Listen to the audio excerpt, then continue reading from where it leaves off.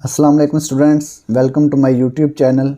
इस वीडियो में हम जनरल रियाजी 9वीं क्लास का और इसकी मश्क 1.2 का सवाल नंबर 1 हल करेंगे। सवाल नंबर 1 है, अगर एक स्कूल के तलबा में से 45% लड़कियां हों तो लड़कों की तादाद फ़ीसद में क्या होगी। तो 45% लड़कियां हैं तो लड़कों की तादाद फ़ीसद में हमने बतानी है। तो इसको हल करते हैं। सवाल नंबर 1 हल इसका, ठीक है। स्कूल में लड़कियों की तादाद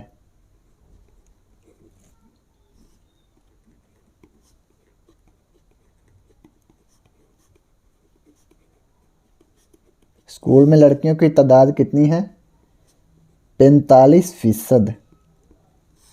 इसके बाद स्कूल में लड़कों की तादाद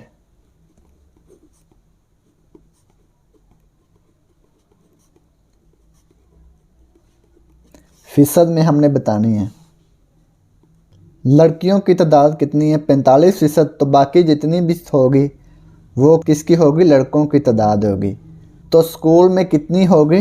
मुकम्मल तौर पे 100% होती है ना, उसमें से 45% लड़कियां हैं तो बाकी लड़कों की तादाद होगी ना।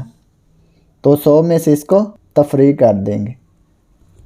100% मनफी 45%, तो बाकी क्या आएगा? 55%। 55% क्या आ गया? स्कूल में लड़कों की तादाद, ठीक है।